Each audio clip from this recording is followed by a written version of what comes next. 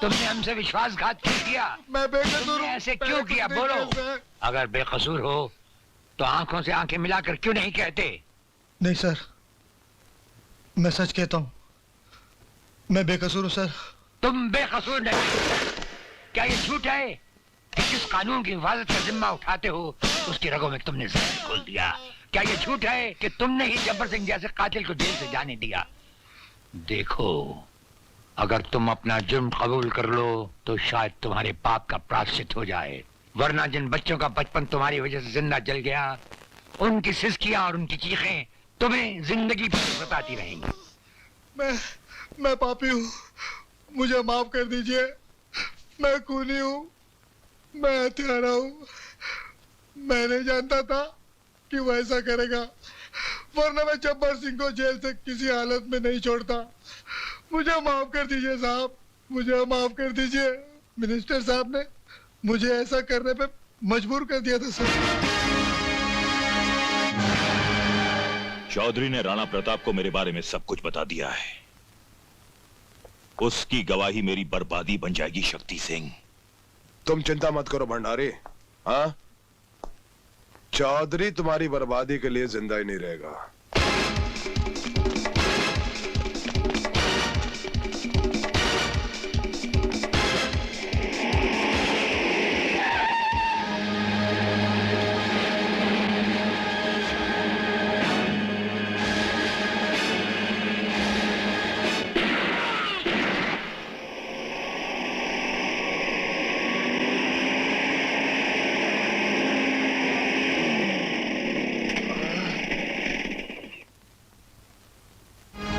Chaudhary sir, मुझे बेनी प्रसाद के लोगों ने मारा है। बेनी प्रसाद? क्या बात है? जुल्म की कहानी बहुत देर तक नहीं दोहराई जा सकती। तुम सर से पांव तक बेगुनाहों के खून में डूबे हुए हो। कौन सा खून? अनाथ आश्रम में जल गए हुए मासूम बच्चों का खून, असिस्टेंट जेलर चौधरी का खून। क्या सबूत है इन बातों का? हर हत्यारा समझता है कि उसकी चालाकी सब सबूत मिटा देगी। भूल जाता है कि जब खून टपकता है तो जम जाता है, अपना निशान छोड़ जाता है और फिर चीख चीख कर पुकारता है कि मेरा इंतकाम लो, मेरा इंतकाम लो। इंतकाम की बात बाद में करना जेलर। सबसे पहले अदालत को ठोस सबूत चाहिए जो तुम्हारे पास है ही नहीं। हमारे पास दौलत है, पुलिस है, ताकत है, इन सब की शक्ति है, इन सब का वसीला है हमारे पास। वसीला? सबूत? हमारे पास सबूत है। वो सबूत जो तुम्हारी हर ताकत, हर वसीले को मिटाकर तुम्हें अदालत में सबके सामने नंगा करके खड़ा कर देगा। क्या कहा? यही कि जिस असिस्टेंट जेलर के बारे में तुमने समझा था कि मर चुका है, वो मरा नहीं, वो जिंदा है। और कल का दिन चढ़ते ही वो भरी अदालत में जीता जागता पेश होगा। अफसोस तुम पर, सद अफसोस। बड़े शर्म की बात है, एक मामूली आदमी को नहीं मार सके। ऐसा कभी नहीं हो सकता। तिलक धारी की गोली लगे और कोई बच जाए? बच जाए? हाँ, बच गया वो, जिंदा है वो। राणा प्रताप ने उसे किसी अस्पताल में छुपा रखा है। इससे पहले कि वो तुम्हारी अर्थी का सामान बन जाए, खत्म कर दो उसे।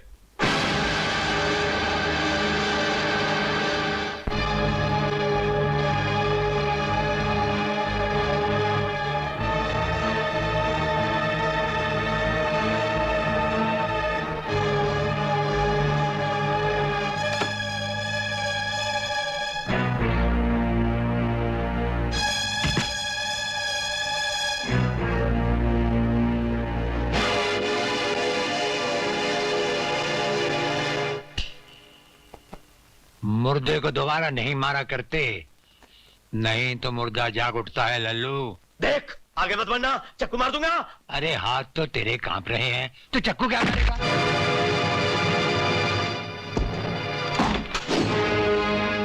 ले जाओ इस लल्लू उस्ताद को इसके घर पुलिस लॉकअप में।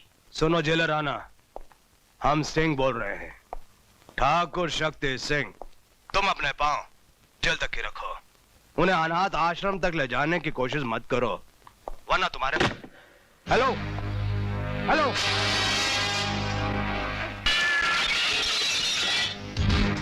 एक मामूली सा जेलर और शक्ति सिंह के साथ टक्कर? हाँ? उसने फोन रखकर खुद अपनी जबान को हमेशा के लिए बंद कर लिया है। मुझे वो जेलर चाहिए, अभी और इसी वक्त, जिंदा या मुर्दा। हाँ? Get out!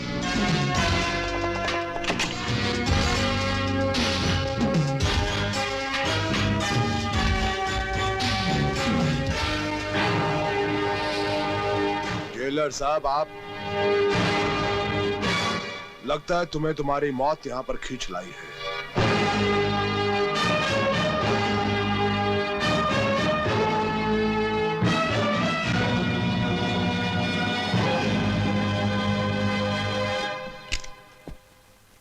इस खिलौने को संभाल के रखो, रात को मच्छर मारने के काम आएगा। देखो जेलर, तुम हमारे और उस आश्रम के बीच में मत आओ। हाँ माँ जी? खबरदार जो अपनी शैतानी जबान से मुझे माँ कहा तो। तुम लोगों की काली करतूत मैं अच्छी तरह से जानती हूँ। आश्रम की जमीन तुम लोग हड़पना चाहते थे, उन बच्चों की जिंदगी से खेलना चाहते थे। आश्रम को तुम लोगों ने तहस नहस कर दिया। मेरे पति का खून आश्रम के लोगों की वजह से नहीं, बल्कि तुम लोगों की वजह से हुआ। मैं किसी भी कीमत पर अपनी बेटी का हाथ तुम जैसे दरिंदे के हाथ में कभी न दूं। अरे तू क्या लेगी बुढ़िया? तेरी आंखों के सामने मैं तेरी बेटी के साथ शादी करूंगा, रजामंदी के साथ, नहीं तो साली को उठा के ले जाऊंगा मैं।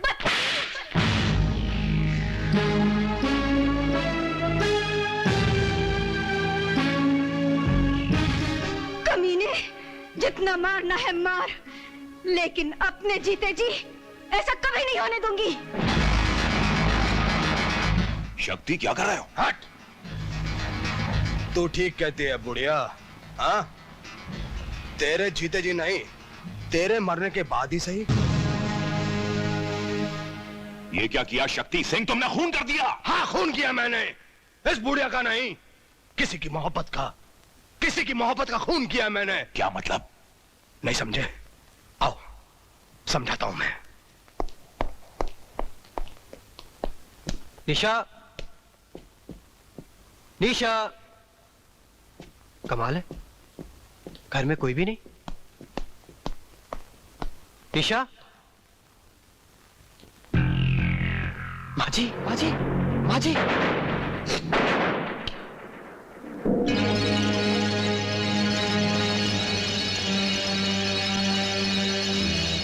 नहीं सर, मैंने खून नहीं किया। हर कातिल यही कहता है कि उसने कुछ नहीं किया। यकीन मानिए सर, मैं कुछ जानता नहीं है कैसे हुआ। मैं अभी पता चल जाएगा।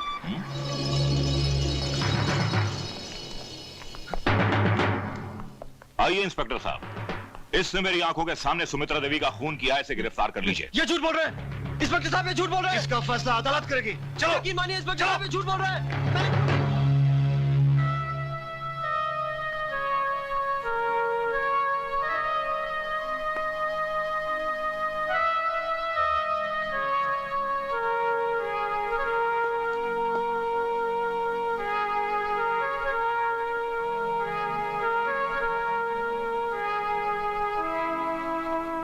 निशा, तुम सोच सकती हो मैं ऐसा कर सकता हूँ? नहीं विवेक, मैं जानती हूँ तुम मेरी माँ की खूनी नहीं हो सकते, मगर दुनिया वाले। मुझे दुनिया की फिक्र नहीं, फिक्र है तो सिर्फ तुम्हारी। तुम मुझे गलत मत समझना, वरना तुम्हारा विवेक जीते जी मर जाएगा, मर जाएगा तुम्हारा विवेक। समझ में नहीं आता कि वो कौन है जो मुझे तुम्हारी नजरों से गिराकर तुमसे दूर करना चाहता है। हम जानते हैं कि यह खून विवेक ने नहीं किया। तो फिर आप ये भी जानते होंगे कि खून किसने किया है? जानते हैं, अच्छी तरह से जानते हैं कि यह खून किसने किया है, और अगर हम चाहें तो विवेक को बचा भी सकते हैं। अगर भंडारी अदालत में यह गवाही दे दे कि उसने अपनी आंखों से विवेक को खून करते हुए नहीं देखा, तो हम बेनिफिट ऑफ डाउट में विवेक को रिहा करवा सकते हैं। इसके लिए मैं आपको अनाथ आश्रम की सारी जमीन दे दूंगी। बस मैं अपनी सारी दौलत आपके नाम कर दूंगी। बस विवेक के लिए मैं अपनी जान दे दूंगी। ये सब करने की कोई जरूरत नहीं। हाँ, अगर करना ही है तो अपने आप को मेरे हवाले कर दो। नहीं, ऐसा कभी नहीं हो सकता। अगर तुम विवेक से प्यार करती हो, उसकी जिंदगी बचाना चाहती हो, तो ऐसा ही होगा। नहीं, मैं अदालत को सच्चाई बताऊंगी। विवेक को बचाने के लिए मैं दुनिया का बड़े से बड़ा वकील खड़ा करूंगी। दुनिया का कोई भी बड़ा वकील नेता भंडारी की चश्मदीद गवाही के सामने कुछ नहीं कर सकता। हाँ? विवेक को अदालत में पेश करने से पहले अगर तुमने हमारे साथ शादी नहीं की तो फांसी का फंदा विवेक की तकदीर बन जाएगा।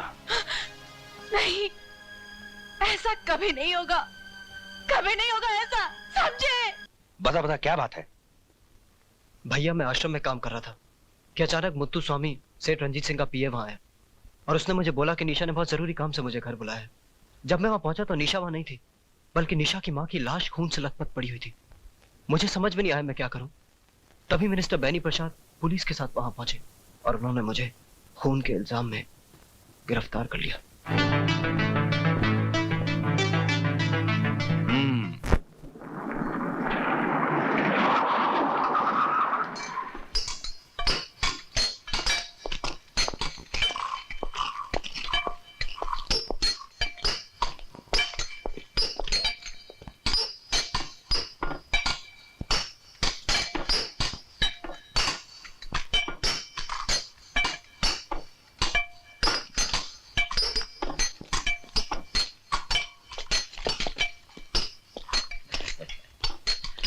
नमस्ते सर। ये क्या बदतमीजी है?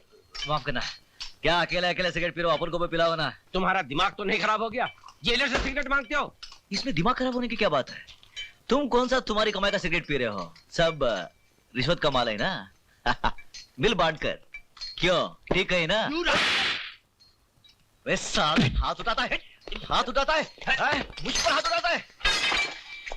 क्या कर रहा है? अरे काय को मारता है? अरे अरे मत मार।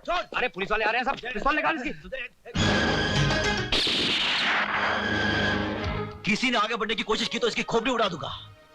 अब आप मेहरबानी करके अपनी जीप की तरफ चलने का कष्ट करेंगे? चलिए।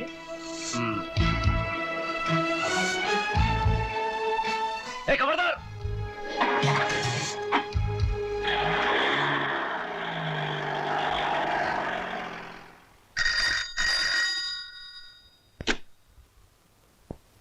क्या बलवीर और अनवर जेल से भाग गए? अच्छा। जेलर राणा प्रताप।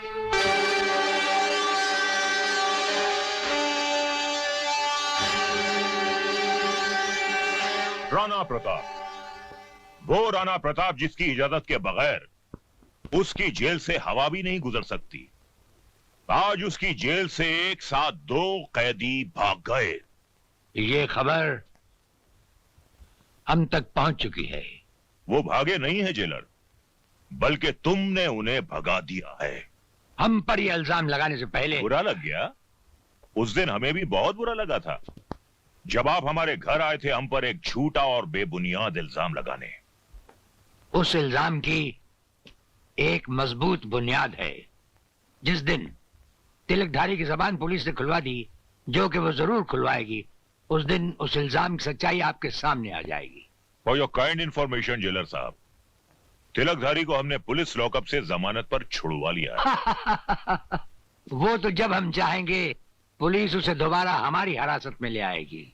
वो तो जब होगा तब होगा। फिलहाल उन 2 कैदियों को फरार कराने के इल्जाम में अगर हमने आपकी वर्दी नहीं उतरवा ली तो हमारा नाम बेनी प्रसाद भंडारी नहीं। वो तो जब होगा तब होगा। अगर उन 2 फर्रार कैदियों को हम तलाश करने के बावजूद भी ना ला सके तो हम ये वर्दी उतारकर आपके गले में डाल देंगे। हमारे जैसा हर अफसर अपने फर्ज को पहचानता है। इस तरह जेल से भागकर आप दोनों ने अच्छा नहीं किया। जेलर साहब बेचारे क्या सोचते होंगे? बेगुनाह विवेक को जेल में देखकर हमारा खून खाल उठा उसने मानो। उसे फंसाने वाले को हम जिंदा नहीं छोड़ेंगे। उससे क्या होगा? आपका मकसद है विवेक को बेगुनाह साबित करना, किसी का खून करना नहीं। हुस्न मानो ठीक कह रही है अनवर। बदले की आग को भूलकर हमें समझदारी और चालाकी से काम लेना होगा।